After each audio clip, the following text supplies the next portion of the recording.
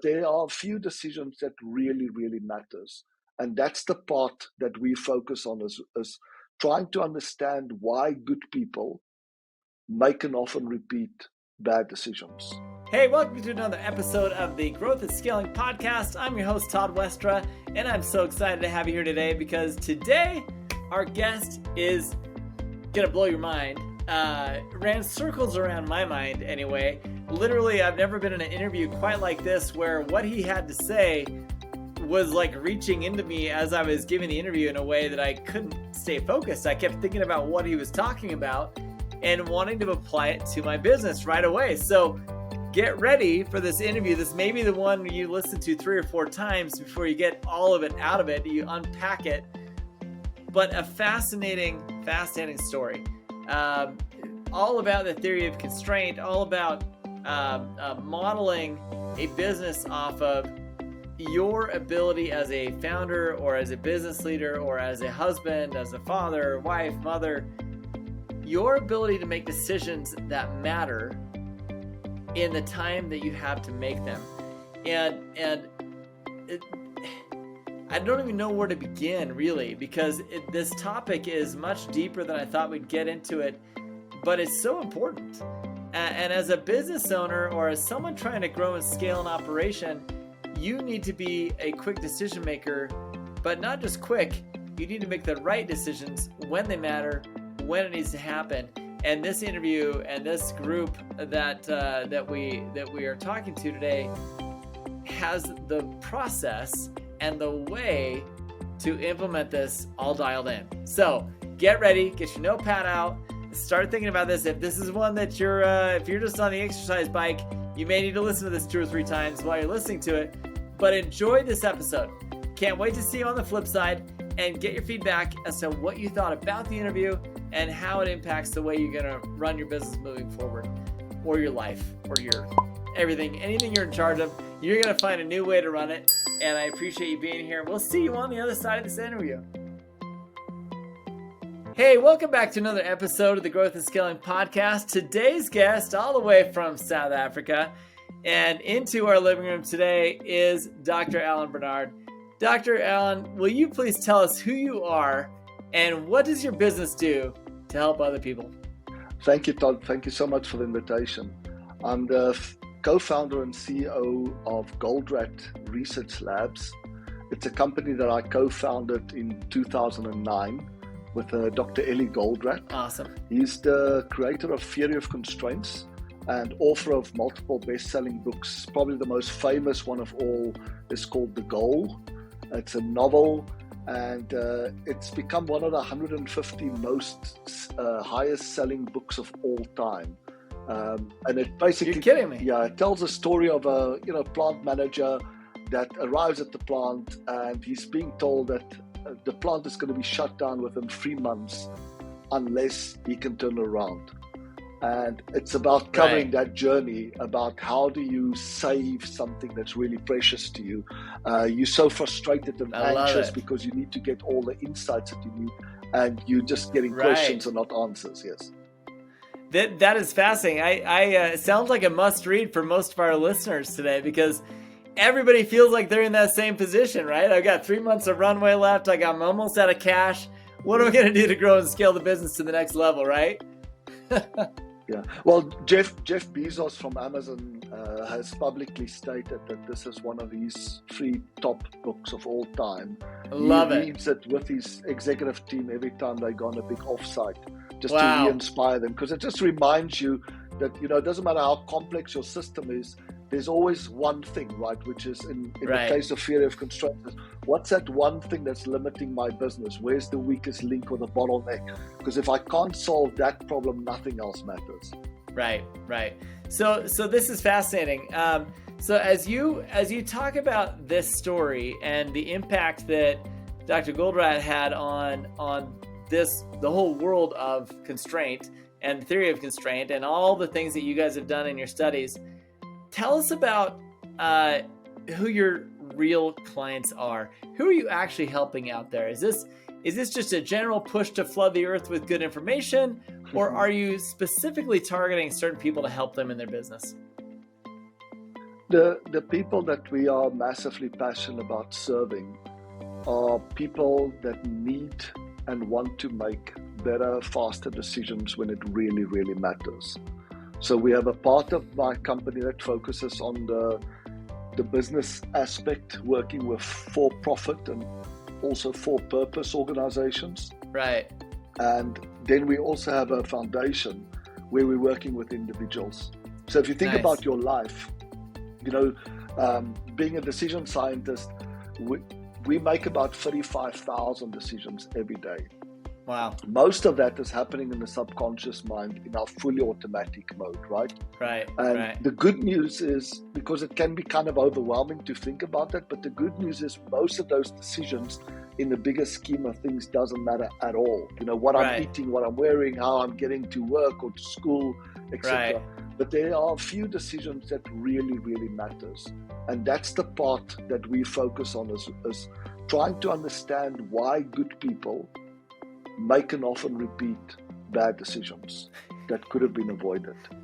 And based on that research, we've developed a whole series of decision support methods and apps to help people and organizations make better, faster decisions when it really, really matters. So that's what myself and my team, when we wake up in the morning, those are the people that we are passionate to serve, as people that are facing decisions that are so difficult sometimes we even call them impossible decisions. Wow. I love it. And I'm fascinated by the book. I'm fascinated by the concept of your business in general. Tell us about that, implementing that kind of process in a business versus an individual. Let's kind of dissect each one, because I think these are two very different problems. How do you solve it in an individual? And then let's talk about in a business, because this is really fascinating. So firstly, I'll give just a brief overview for anybody that's not familiar with theory of constraints. So we call something a theory in science when it's going to give us information about why something is useful and important. So if you think about theory of relativity, you expect when somebody explains that theory to you, why is relativity important and useful? So the idea of a constraint is very useful and important when it makes the decisions about where to focus. Okay. So the methodology guides you through what we call the 5 focusing steps. It says, number one decision you have to make, whether you're in business or in life, is to decide what your goal is. Right. Why? Because the goal will determine what resources you need and how much of these resources that you need. Okay. Then you say, okay, once I've decided on my goal, then step 1 will be identify the constraint, the weakest link, the bottleneck, the one thing that you don't have enough of to achieve that goal. So whether I'm in a for-profit or for-purpose business, the first constraint could be, do I have enough clients to serve to achieve my impact or income goal, right? If I don't, guess what's the one thing to focus on? Get enough clients. The other possibilities could be, do I have enough capacity? Do I have enough supply? Do I have enough cash? But there's also a thing that links it back to the individuals, is do I have enough attention? Attention is the ultimate constraint for ourselves and for management, especially top management. So if you think about the number of things that demand your attention, will always exceed your available attention. Interesting. So once you've got that idea, so that is step 1, is identify the constraint. As an individual, it's our limited attention, right? But it's also can be true for a business owner. It's their limited attention that will govern the rate at which they can grow their business or scale their business or improve their business or change their business. Step 2 says, okay, now that you know where the constraint is it the market, capacity, supply, cash, or attention? Decide how to exploit and not waste it. So the little bit that you have, make sure you don't waste it. So if it's our limited attention, the first thing to do, identify all the things that we waste our attention on, right? Dealing with unimportant things, social media, all of that thing. Stop doing that, because immediately it will increase the level of attention that you have available. Right. So that's normally part of that step 2, decide how to better exploit and not waste a scarce resource or constraint. It's decide what to stop doing, right? Step number 3 says, okay, now that you've made that decision, subordinate everything to it. Go and have a look at any performance metric that you have in place, any policy or behavior that's in conflict with this decision to better exploit and not waste it, and change only that. Step 4 says, well, that will get your constraint performance up, right? And as you're making the weakest link stronger, your business becomes stronger, right? So that's the correlation. It's the only part where there's a one-to-one relationship. You make any other link stronger, the business doesn't get stronger, right? But you strengthen the weakest link, immediately the amount of gold units that it can produce goes up. So it says, look, by better exploiting what you've got, you can get up to a point. But if that's still not enough to achieve the goal, then now go and elevate the constraint. Go and get more. Hire additional salespeople. Go and add new products or go into a new market. But don't do that before you've exploited first what you've got. And then the last question, step 5, says, if you've hit a constraint, right, you've broken a constraint through the first 4 steps, don't let inertia become the constraint. Go back to step 1. And that gives you your continuous process of ongoing improvement. So going back to your question, how does it apply to us as individuals? Our limited attention is our constraint. Make sure you don't waste it on things and people that are not helping you get closer to your goal. And subordinate everything to that. And then if it's not enough, then go and elevate, and you can elevate in 2 ways today. I can hire additional people to help me, or I can use AI like ChatGPT to amplify dramatically my limited attention and get me to do a lot more things much, much faster and with much better quality. The whole time you were explaining all of that, I was totally distracted thinking about how this all applies to me and my business. I'm grateful you kept it going, because I got lost in thought. And my guess is that a lot of the people listening to this were probably going down the same mental path that I just went through, which is thinking about all the things that are distracting me, thinking about how many things I need to distribute amongst my team that I'm taking on myself that I probably shouldn't be doing. And I think these are huge, huge issues with almost anyone on a personal level, but especially the audience in mind here of those trying to grow and scale a business. Because how often do you see when you run into a new business client and you're trying to help them operationally achieve things at a higher threshold, what are the most common issues you see when you jump in to try and help them? Well, the most common thing is making the mistake of saying, I don't have enough of this resource, let me go and get more of it, right? Right. When you already have enough, you're just not using it properly. Gotcha. Tony Robbins talks about it's not lack of resources, it's a lack of resourcefulness. Nice. Right? And I really love that, because it tells us that whatever your constraint is at the moment, whether it's the market or capacity or supply or cash or limited attention, your first focus should be, how do I not waste what I have? Right. How am I wasting it by focusing on things and people that are not important, that doesn't matter, that's not helping me make progress towards the meaningful goals that I've set to myself? I love it. Hey there, friends. This is Todd. Running a business, honestly, can leave a lot of founders and operators feeling lonely and isolated. If you have ever felt that way, trust me, I know what it feels like. And there is something you can do about it. You've heard a lot of our guests talk about the fact that being lonely and isolated is one of their biggest challenges in trying to run and scale their business. CaptainsCouncil.com. Go to CaptainsCouncil.com right now and see what we're doing to resolve this problem.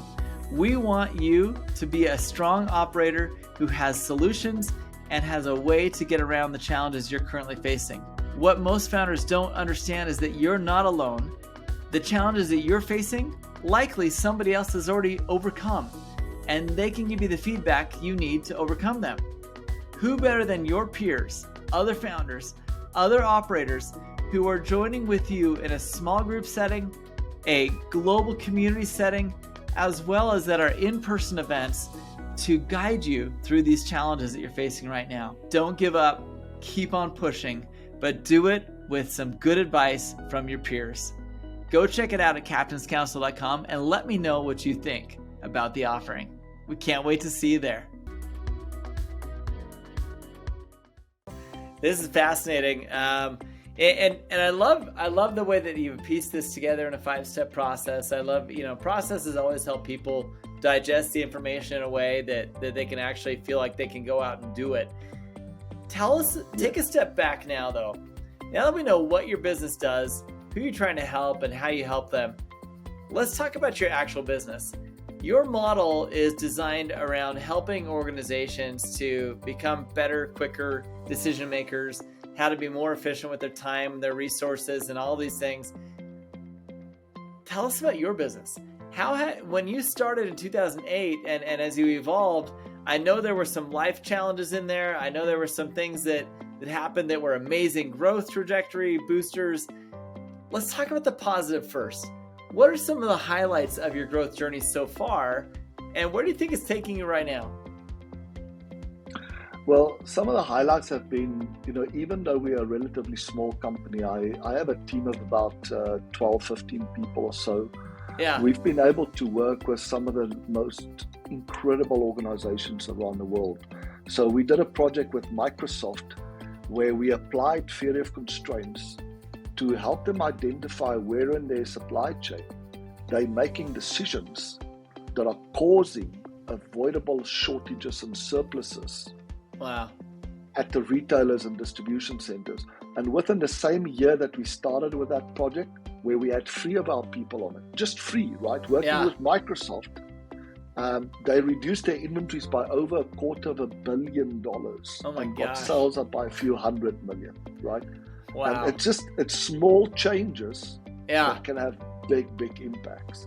Wow. I've worked with the largest private company in the world, Cargill, right? It's an agricultural company that's, producing, for example, all the chickens that goes into chicken nuggets for McDonald's. Right. We were do the same. We've worked with companies like Tata Steel in India with the United Nations World Food Program. So that has been some of the highlights. But then on the other scale of things is being able to work with schools and, even in suicide prevention centers where you realize it all comes back to that decision. If you had to ask me, I was once asked in an interview, so Alan, if you want to help people improve their decisions, what's the worst possible decision that you could make? Right. And, it kind of took me back a little bit because I realized, wow, it's probably the decision to take somebody else's life or your own life. That's probably the worst decision. Probably. And immediately as I said that, I'm going like, okay, if you're really serious about this goal of yours, like how are you helping those people? And it was incredible because almost kind of coincidentally, just a few days later, I was contacted by a suicide prevention center that found my app, the Harmony Decision Maker, on the App Store. And they found out that actually somebody that is reaching the point where they're feeling hopeless and helpless, which is one of those catalytic points where it can get even a generally happy person to become kind of suicidal. Right. Just by following the process in my app, it slows down your thinking.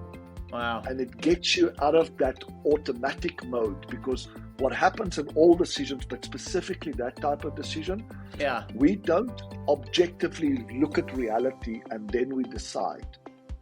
What we do is we decide and then we look at reality through these filters of our decisions. So when you decide that the world is hopeless and helpless, right? That you are hopeless and helpless. Right. All that your mind does is look for evidence to support that decision. And of course, because you're looking for it, it will find it. So by slowing down your thinking and using something like an app that forces you to look at the positives and minuses of all the options that you have, can get you out of that cycle. So that to me was my real passion. Amazing. That's been some of the positive, both working with these incredible large organizations and realizing that even with a small team, you can add tremendous value to them. And then amazing. all the way down to working with a little kid, or teacher at school and being able to help them as well. It's amazing. That is definitely a highlight, and I applaud you for that. That's very, very cool. Now how do you? Let's flip to the other side. What's been your biggest challenge in your growth journey? I mean, it sounds like you've developed apps to try and reach more people. It sounds like you've had some breakthroughs. What are the things that kind of drove some of that growth through the negative? Well, first, probably the most traumatic moment that still haunts me and inspires me every day. I started the company, co-founded with Dr. Eli Goldratt in 2009. Right. He was diagnosed with a stage 4 cancer and passed away tragically in 2011. And he basically, the last words he spoke to me was, he said to me, "Alan, do not dare stand in my shadow. Stand on my shoulders." And he reconfirmed the message that he gave to me the first time we met. We were talking about life goals and how important it is to have a life goal, right? Yeah. And he reminded me that a life goal is only or simply a dream taken seriously. Right. It takes courage to have dreams. Right. But it even takes more courage to take them seriously, because from the moment you have that clear dream in mind, for example, who do I really want to serve? Right. You start evaluating everything according to that, right? So that's. But like I said, it was both traumatic, because when anybody that's lost somebody that's so close to you, it's traumatic. But it's kind of interesting, because he reminded me of this saying in Nanny McPhee, this movie about this person that looks after these kids, naughty kids. Yeah. And, the saying was something like, "When you need me, but do not want me, I will stay. Huh. When you want me, but no longer need me, I will go." And it was kind of, when you're losing somebody like that, you realize maybe this is the moment where I still want them, but I no longer need them. I've learned enough. I can now stand on their shoulders and move forward. So I love it. Getting back to your question about some of the growth challenges, my goal has always been impact related, not income related. Right? And you realize you need a minimum level of income to maintain a good quality of life for yourself and for your team and family. But the goal has always been related to related to impact. And we built this business. We started working with these incredible companies and people. Yeah. And then we hit basically a constraint. Say, there's only so many projects, so many people that you can work with individually. How do I now grow further? And we realized that there was really just two ways. The one was turning everything that we've done into apps. I love it.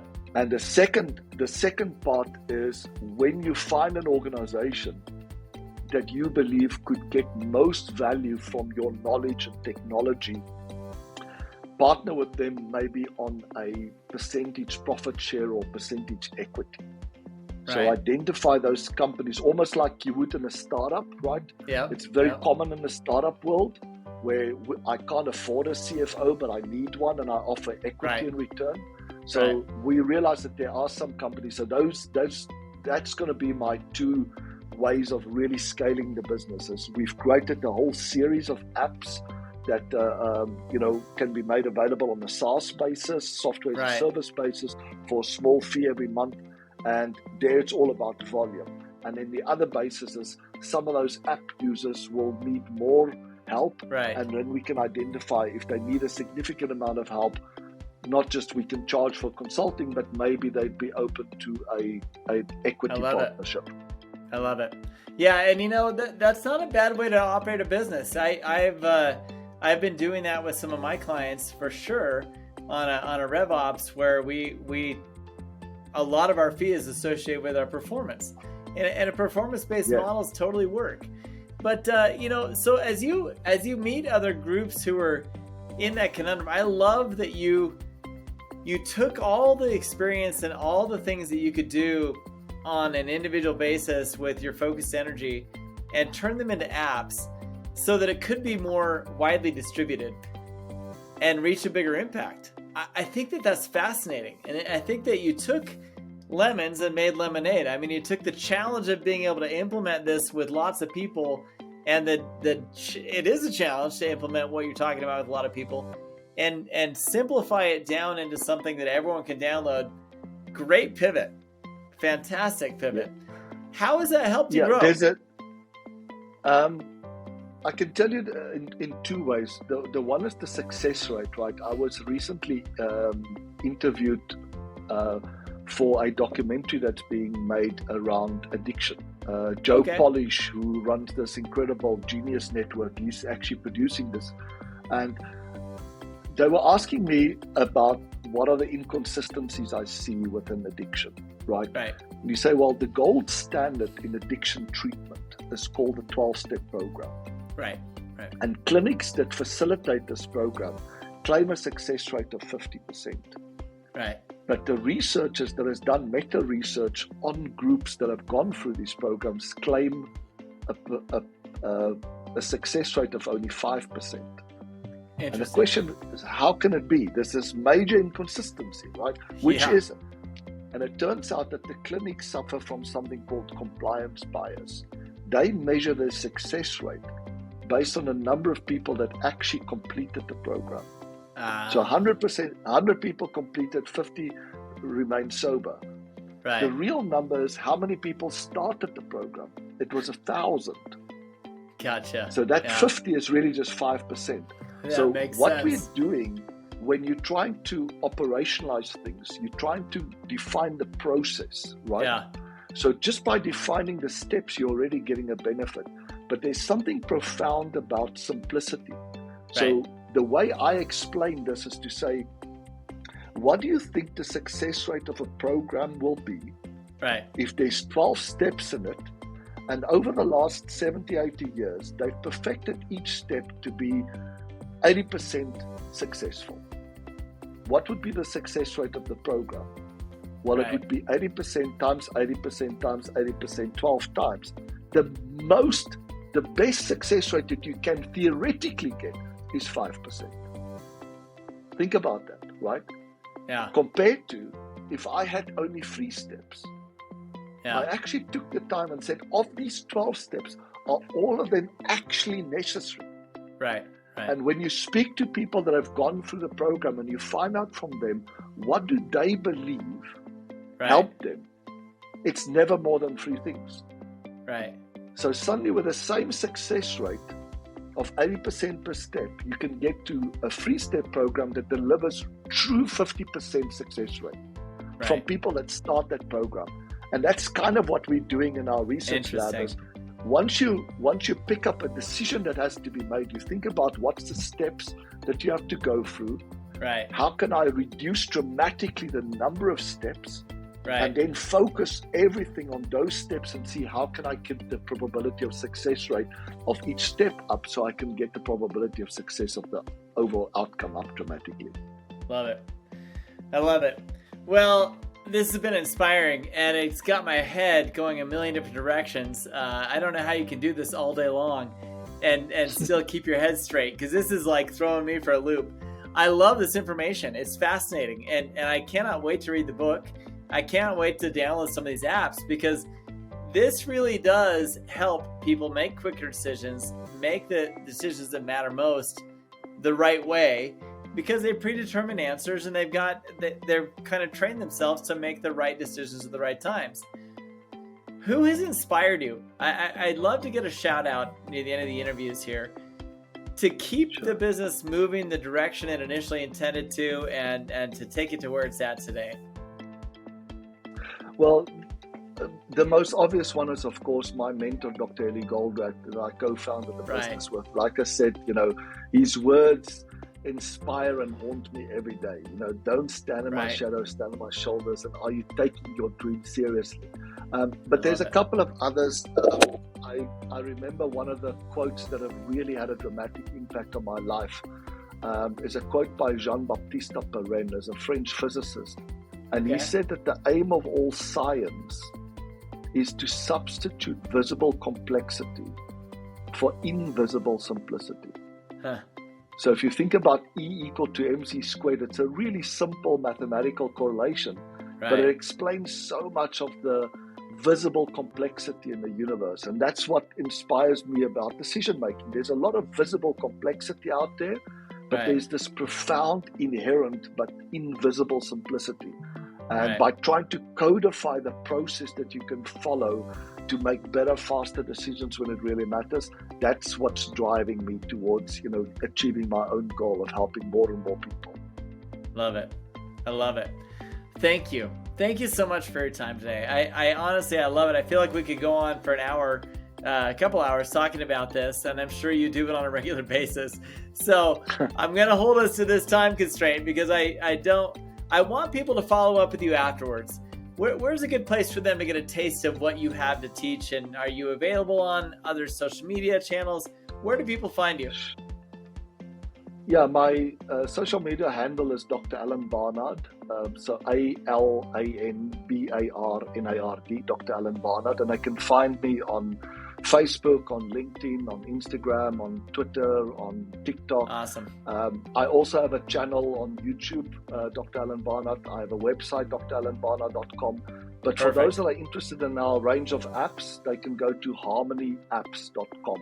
That will be the place. So we have a Harmony Decision Maker app that's available for free on all the app stores that they can download and immediately start experiencing how to follow a simple process to help you make those really, really hard decisions in life or in business. I love it. I'm going to download it as soon as we're done. And I will put links to everything down below in the show notes. Thanks for being here so much today, and we look forward to catching up with you later. Thanks so much, Doctor. Thank you, Todd. Hey, how did that go for you? My goodness, I hope you rewind and listen a few times before you put this episode on the shelf, because I found it to be super fascinating. We had an amazing discussion after the interview that was equally fascinating. He's got lots of content on YouTube, lots of content on his website, and his apps are amazing. Download them, check them out. The links are in the show notes. I hope that this added a lot of value to you in trying to discern what things you need to learn how to make decisions on in the growth and scaling of your business. There are so many things to think about. The quicker you make the decisions, the quicker you can move on, move forward, and progress to the next step. So thank you so much for being here. Please share this episode with those that need to hear it. If you haven't done so already, subscribe to the channel. Holy cow, we've got hundreds of interviews with amazing founders. If you haven't subscribed, you gotta do it now. Get the notifications and learn the type of quality people that we are having on the show. They are amazing founders, and you're an amazing person. You need to hear what they've got to say because it may impact the way you make decisions moving forward and give you the growth and scaling journey that you were hoping to have with your business. Thank you so much for being here. We look forward to catching you on the next episode.